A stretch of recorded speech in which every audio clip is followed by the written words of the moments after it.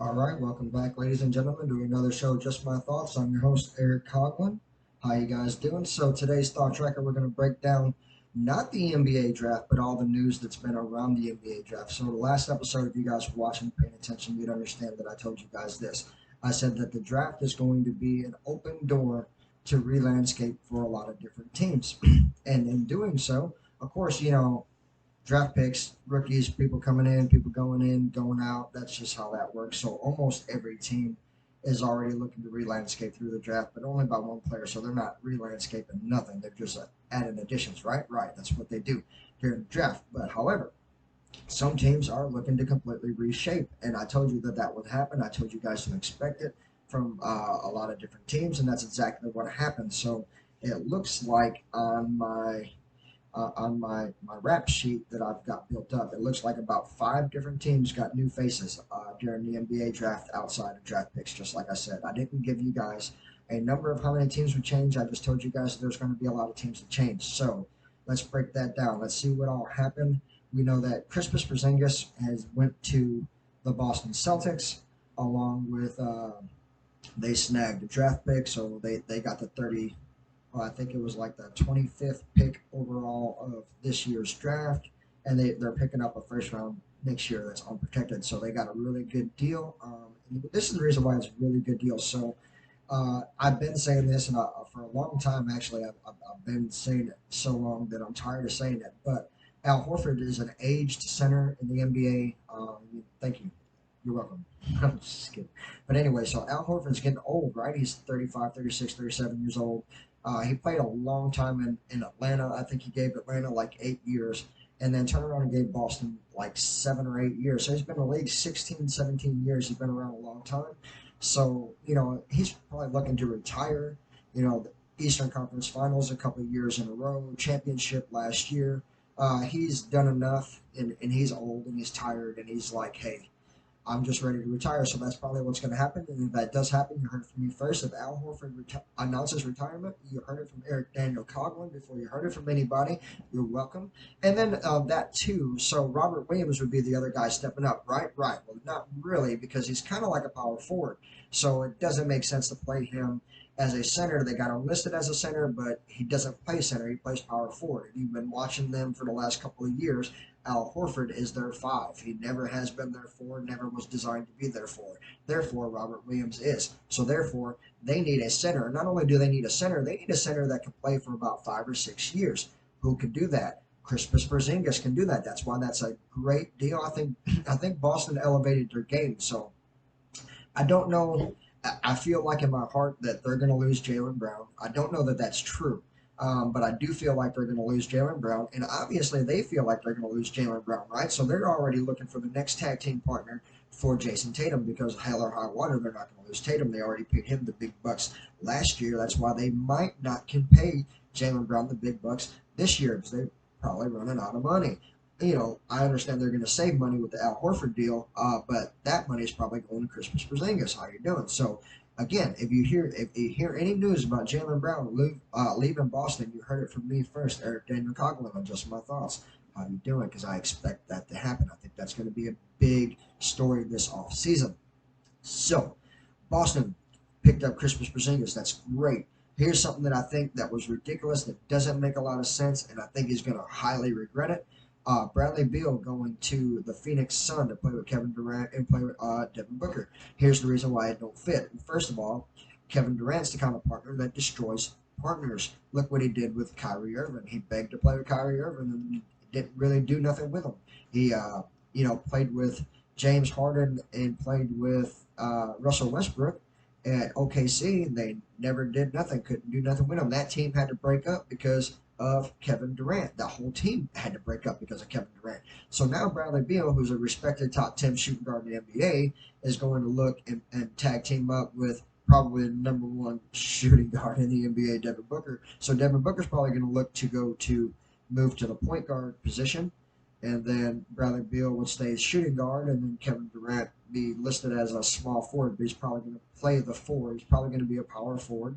Um, they're going to have trade talks of they're losing DeAndre Ayton and they're trying to trade him before they lose him. So if this happens, you heard it from me before you heard it from anybody. I read this morning that they're looking to trade DeAndre Ayton for Tobias Harris, trying to tag team Ayton with big boy Joel Embiid, which that won't work because you can't have two big boys. You can't have two starting centers in one lineup. However, for whatever reason, that's exactly what's trying to happen. Phoenix Sun are trying to trade for Tobias Harris, so then Tobias Harris would be the power forward, and then KD would probably play small ball five. He's done that in his career with Golden State Warriors. He's done that early in his career with OKC. He can play small ball five because, let's be honest, he's 7 foot tall. He can knock down the three ball.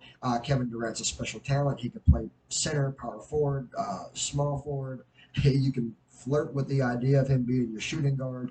He might be a 1 through 5 type player, but I'm not sucking his dick. I'm saying he's the worst teammate in the NBA. What? I said he's the worst teammate in the NBA. You give him talent, and then he destroys it. So I don't think it's smart that Phoenix Sun picked up Bradley Beal, and I do not think it's smart that Phoenix Sun is trying to pick up Tobias Harris. If Tobias Harris is looking for a brand new team, he's like sick of Philadelphia and sick of Joel Embiid, I tell you where he's welcome. He's welcome to come out in Chicago because I love Tobias Harris. I got Tobias Harris listed in probably the top 10 power forwards, maybe as far as points scoring power forwards. He might be in the top 5. Very serious player. So if like Philadelphia is dead serious about losing Tobias Harris, let me throw a package deal for you for that kind of guy. I'll give you DeMar DeRozan, give you Kobe White, give you Patrick Williams. How you doing? I would get rid of 3 guys for Tobias Harris. That's the kind of player that he is. That's why it doesn't make sense for him to go to the Sun, but the Sun are trying to push the deal because they know what he is, and they really want him bad enough to get rid of DeAndre Ayton. Because, like I said, they don't need a center now that KD is around. KD plays small ball 5. So you're hearing all this, and from me, right? I'm just my thoughts. I'm just an average old guy. But when you're seeing it in about 4 more months and the NBA kicks off, you're welcome.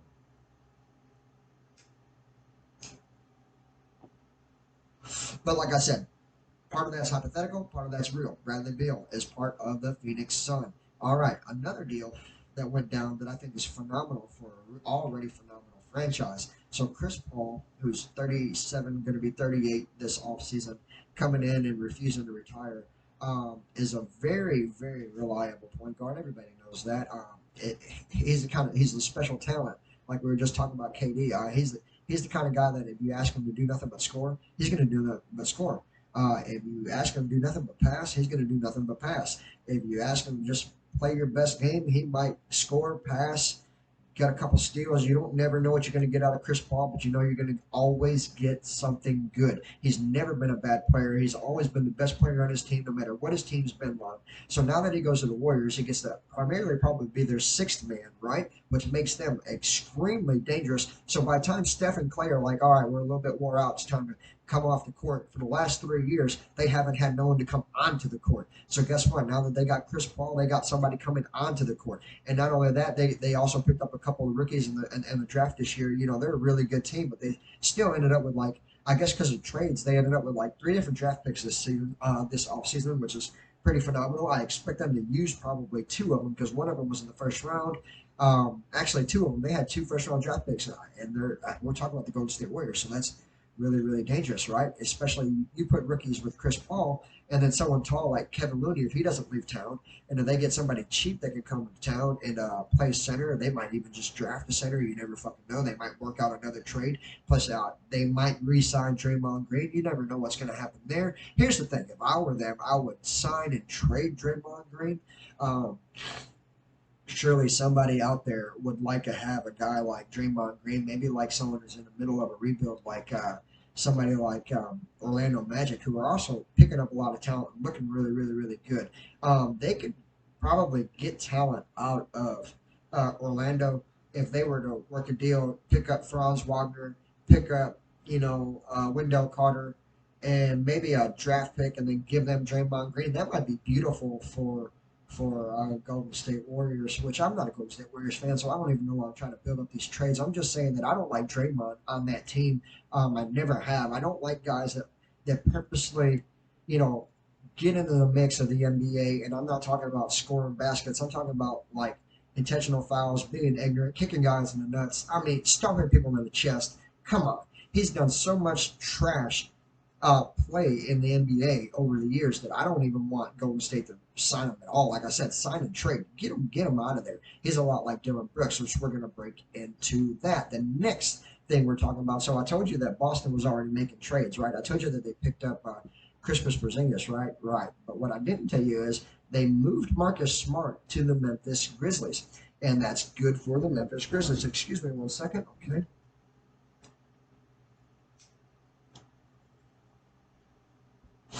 The reason why that's good for the Memphis Grizzlies is because Marcus Smart brings championship experience to that team. He also brings leadership to that team. He also brings a defensive grit to that team. He also brings a reliable three ball to that team. So everything that they thought they had in Dylan Brooks and they realized that they didn't and they didn't re-sign him, smart deal. Because now everything that you thought you have, you actually do have. Marcus Smart is everything that Dylan Brooks wished that he was. He's probably 3 times better than Dylan Brooks, no doubt. So with that deal, they super upgraded to what was already a pretty impressive team. They got a lot of problems. John Morant's got to grow up and be a man and quit trying to be a gangster. Just because you live in Memphis don't mean you got to carry a gun everywhere you go, especially if you're an NBA representative. So that being said, I don't regret my words. If Memphis looks to be a championship material squad, if Memphis looks to be a serious contender in the NBA, they have to get their hands on John Morant or get him out of the NBA. I don't care if it sounds bad. I don't care what it sounds like. This is my show. I'm going to say what I want to say. John Morant, if you cannot act like a professional athlete, you don't deserve to be a professional athlete and you don't deserve to play in the NBA. You can go play anywhere else. Go to the European League. Go play for France. Go play for Italy. Go play for China. I don't care. But I don't want you in the NBA if you can't abide by the rules and quit acting like a punk. That's just how I feel. Needless to say, Memphis upgraded. Marcus Smart going to Memphis is good for Memphis. Mark my words. And is it good for Marcus Smart? Probably not. Why? Because he's going into a situation with mess. There's mess all over the time because of the John Morant stuff. Players are trying to leave that team. So maybe Marcus can go in there and reshape and re-landscape and be a mentor to guys like Jared Jackson Jr., who I think is a very talented young center.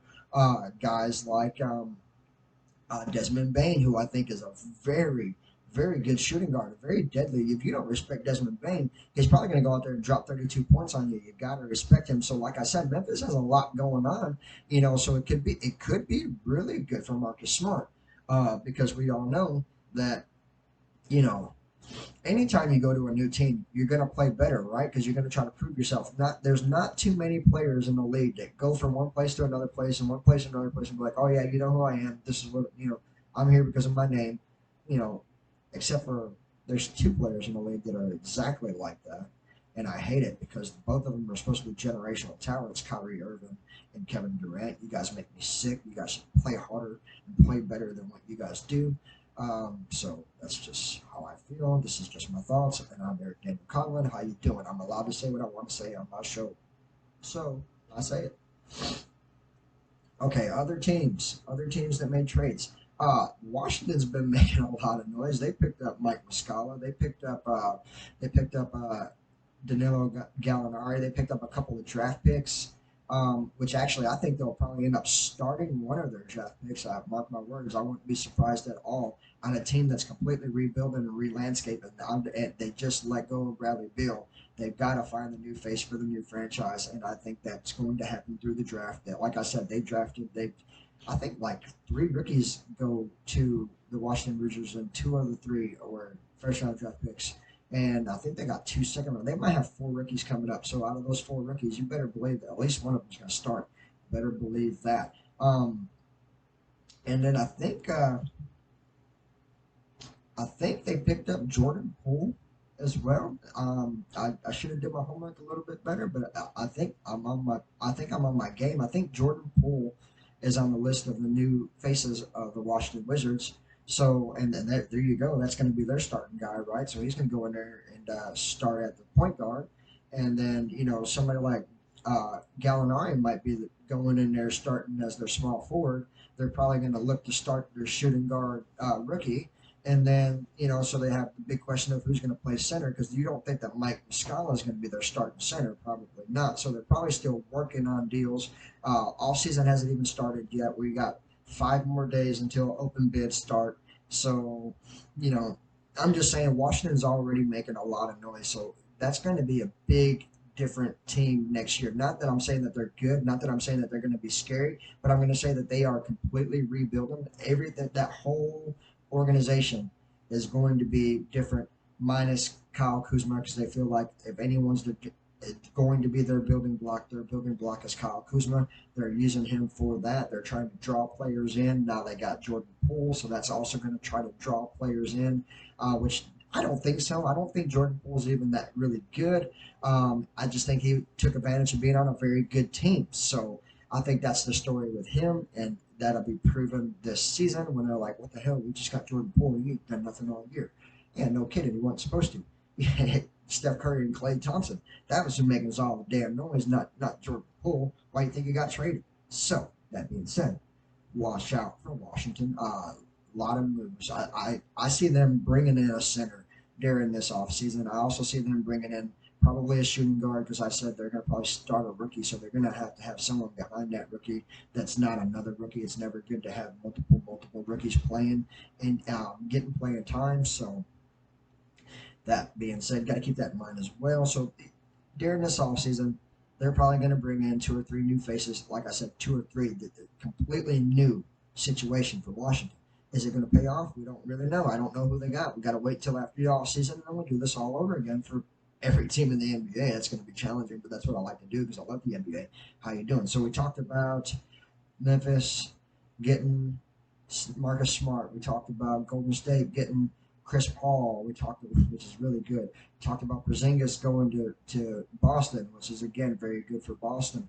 Talked about Washington re-landscaping, and then we talked about Bradley Beal going to Phoenix. Now that's pretty much all of my news feeds that I've been reading and following up on thus far. But like I said, we got like 5 more nights, and then a lot of noise is going to happen. And keep your eye on DeMar DeRozan leaving Chicago. I've already said that once, and I'm saying that again. I do believe that's going to happen. Keep your eye on Kobe White leaving town. I do believe that's going to happen. I do believe that the only reason why we're trying to talk to Los Angeles is because the likes of D'Angelo Russell. And if that don't happen, if we get the back burner and pick up Dennis Schroeder, I'd be very, very disappointed. I would not be happy at all. I don't think that Dennis Schroeder has ever proven himself in the NBA, which is why he's played on so many different teams.